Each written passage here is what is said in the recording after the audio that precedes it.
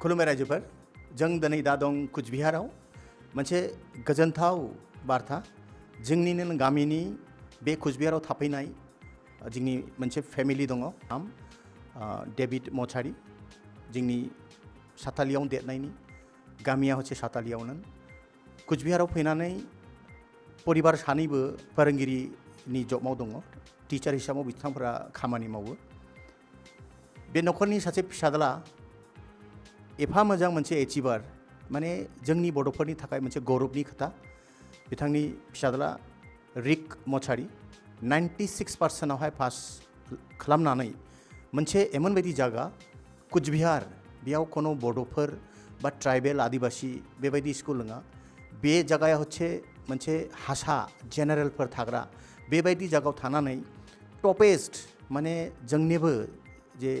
बड' मेच हारिने मोनसे जेरबाया बुगानाय मोनो बेबायदि गथ'फोरखौ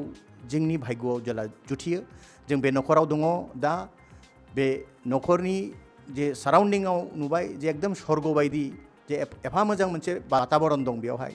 तो बेयावहाय निश्चय बेबायदि फिसा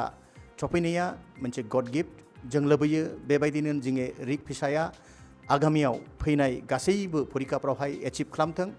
बिमा बिफानि लोगोसे जोंनि हारिनि जे मान सन्मान बेखौ जौगाहोनानै दोनथों स' आं दिनै मुगामुगि दं डेभिड मचारी बिथाङाबो कर्मसूत्रे टिचारानोखा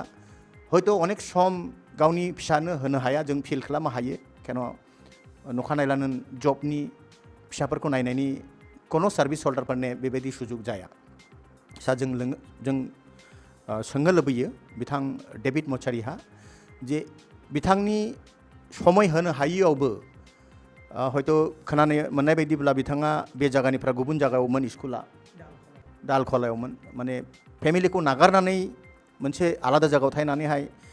खामानि माने सार्भिस सुत्रे गुबुनाव थाहैनानै बेवहाय मेडाम आरो फिसा थेवब्लाबो नों बिसानि एफा मोजां रिजाल्ट मोननानै जों बेखौ सानो जे बे जोंनि नट अनलि बिमा बिफानि नामा जौगानायनि नङा बे जोंनि इन्टायर हारिनि मोनसे जेरबा बुख्रांनायनि बा जों सौभाग्य बेबायदि फिसा मोननायखाय तो बिथाङा एज ए फिफा माब्रैबायदि फिल जादों आं जोबोदनो खुसि जादों बेनि रेजाल्टखौ नुनानै आसा खालामबावदोंमोन आरो भालो खालामबोनाय किन्तु 96% भालोই जादों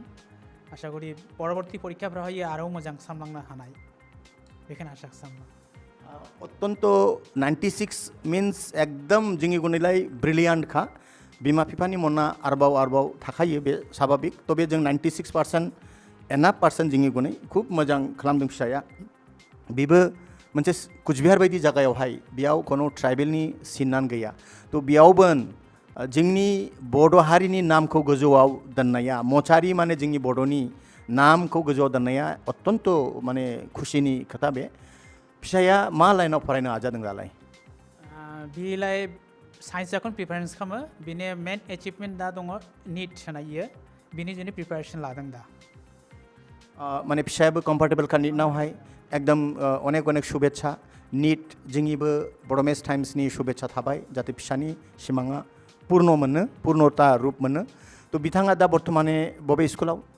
आं खाबायडाङा जयकान्त हाई स्कुलाव आं 13 बोसोरमोन बाहेरावहाय 2021 सालावसो आं बेयाव कुचबिहाराव फैदों ओमफ्राय जेला लकडाउन जोबदों होमब्ला बाबुआ प्रथमावल' बांलायावमोन बांलानिफ्राय जेला लकडाउन खुलिफिना जेब्ला स्कुलाव थांनो नाजावाखै थांनो लाबायाखै बिनि जुनै जों बाध्य जानानै इंलिश मिडियाम स्कुलाव सोनाङाखौ बिनिफ्रायसो 7निफ्रायसो इंलिश मिडियाम फरायदों आरो मोनसे गोदान खोथा खोनाबावबाय जे 7निफ्राय जे गथ'आ बांला मिडियामाव फरायोमोन 7निफ्रायसो इंलिशखौ मोननानैबो 96% नट ए जब माने बे एकदम बाख्नायथाव आरो बिथाङा बुंबाय अलमस्ट 13 बोसोर बाहेराव बे 13 बोसोरनि एबसेन्सआव बेबायदि जे फिसानि तैरि मोननायाव बे क्रेडिटआ सोरखौ होयो एज ए फिफा बिमानि सम्पूर्णभावे बिमानो तैरि खालामदों बे फिसाखौ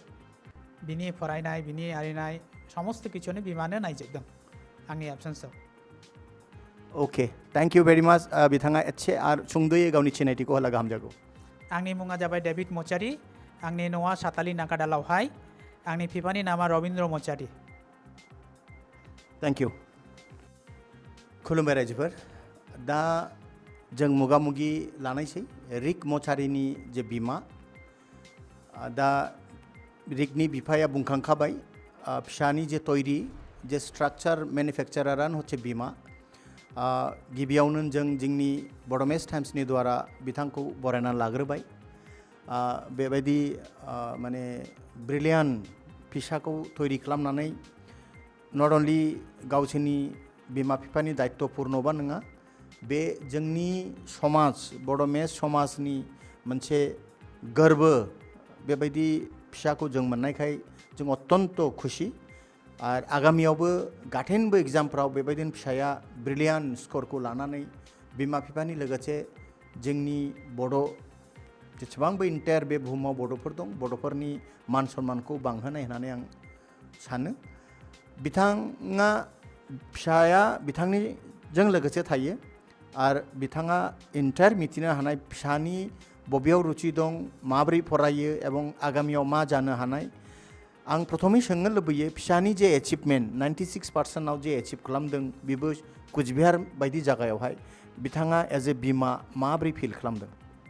आंलाय बिनि रेजाल्टआवहाय खुबै गर्बित आरोखि खुसि किन्तु आरो बेसि मोननायनिमोन बिने एसे माने गत बছর आंनि बिमाया एसे एक्सपायार्ड जानायावहाय एसे खामाखागुरि आंनि न'आ एसे थांलाय फैलाय खालामनायाव इने पढ़ाशोना एसे गाफिलति जादों एसे केयारिंआ खम जादों जार जन्य बि हारसिं स्कुलाव थांनाङोमोन टिउसन्सआव थांनाङोमोन गावनो हारसिं संनानै मानानै माबा माबिबो जानानै हारसिंबान थायोमोन बियोबो एसे जादों सो बिने जे रेजाल्टआ जे बे रेजाल्ट जादों बिहानो अनेक सन्तुष्ट और नैबेनि जे रेजाल्टआव हयतो बिनि भबिष्यत आगायनाया निर्भर खालामनाय नङा भबिष्यतनाव बेलाय जीवननि प्रथम बर' परीक्षा बिनिफ्राय बियो गावखौनि आथिङाव गसंनोला अनेक बर' परीक्षायावहाय सन्मुखीन जाबावनांनाय बिनि परिश्रमावहाय बिनि जौखानाया आरोखि जौलांनाय उन्नतिया डिपेन्ड खालामनाय आरोखि थैंक यू मोजां बिथाङा मोजांनि खोथा होनबाय आगामियाव गोबां परीक्षा गोलैया गथ'आ होबावनाय आरो बे सम्पूर्ण परीक्षाफ्रावनो बिथाङा सक्सेसफुल खालामनाय बिमा बिफानि नामै लोगोसे जोंनि हारिनि नामखौबो दोननाय आरो फिसाया मा प्रिपारेशनावहाय आगायनो लुबैदों फिसाया जादों फिसानि इच्छा मतन आगायथों आंनि साननायजों जानाय नङा फरायनाया बिसो फरायनाय बियो दा गावनि इच्छा अनुसारिन होनदों जे आं निट होनाय भबिष्यतनावहाय आरोखि डक्टर जानाय होननानै बाख्नायथाव जे डिसिसना गाव फिसाया जिहेतु बिनि मननिफ्राय फैनायनि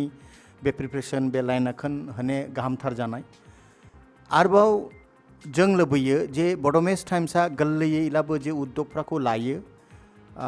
जे ब्रिलियान फिसा जोंनि हारिनि जे फिसाफ्रा जों खोनानो मोनलान जों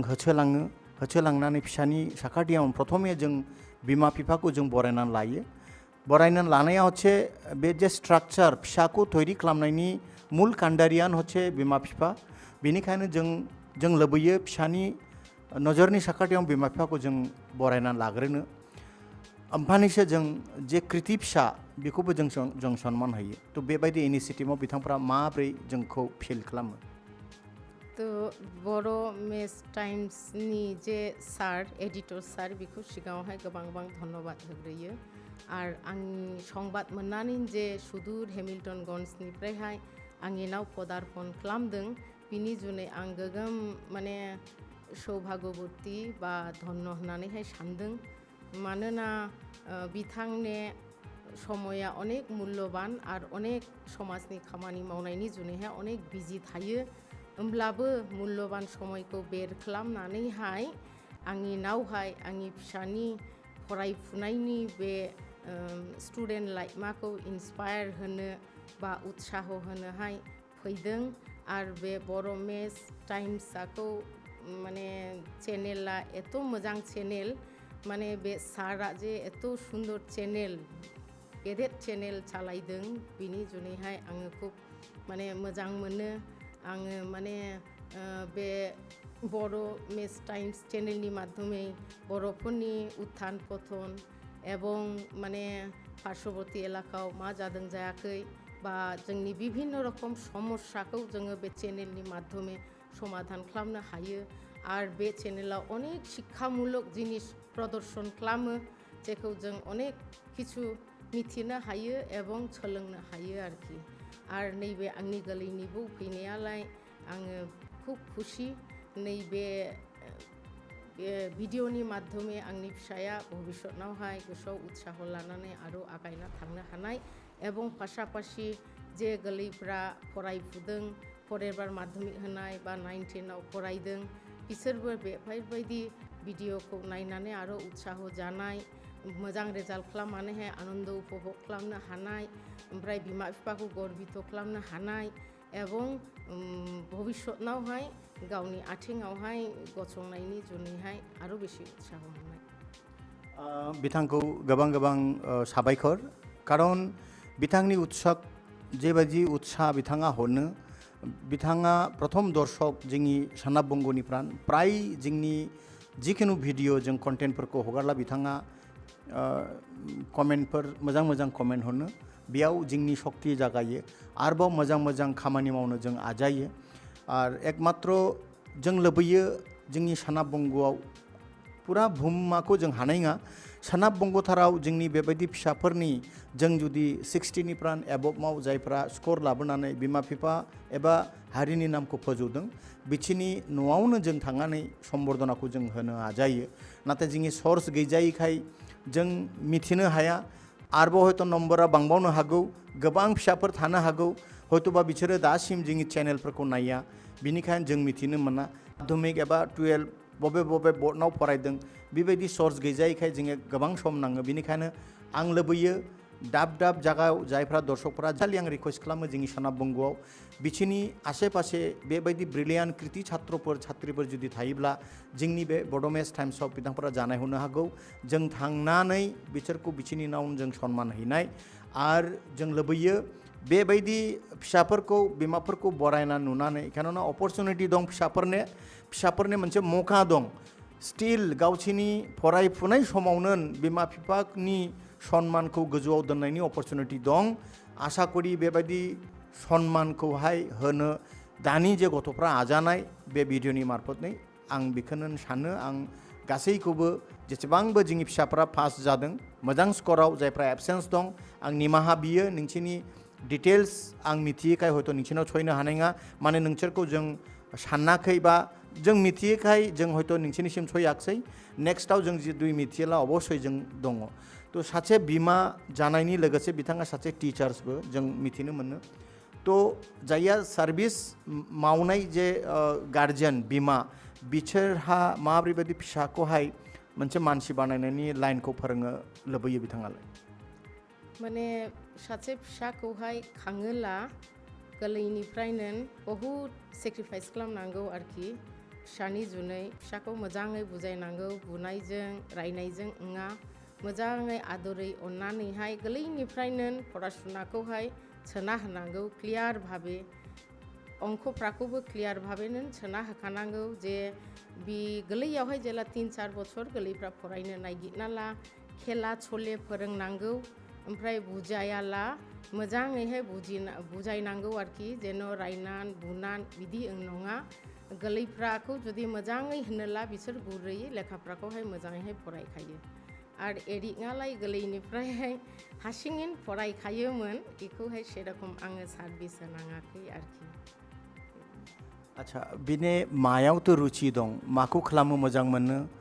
मा रुचि बिनावलाय दं मोजां मा रुचि बिने गोरलैयावलाय मोजाङानो जोबमोन दा इदानिं एसे खनेला माबा माबि संनानै जायो ओमफ्राय एसे गिटार दामनो मोजां मोनो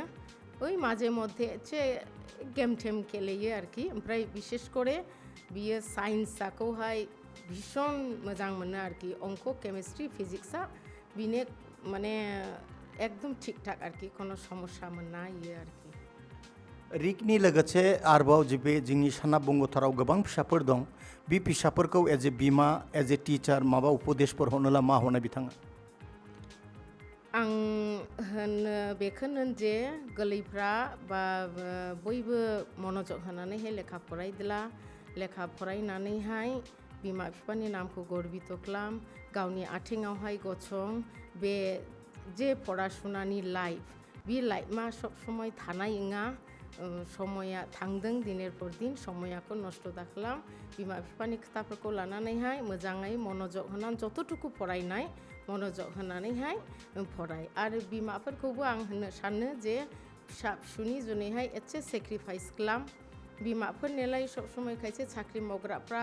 थिग थाक मथ' लोगो मोना स्कुलाव थाङो बा अफिसाव थाङो हाउसवाइफफोरनोबो न'आवहाय अनेक खामानि थायो बिनि माध्यमै समय बाहेर खालामनानैहाय फुंने फुं मोनाबिलिने मोनाबिलि एसे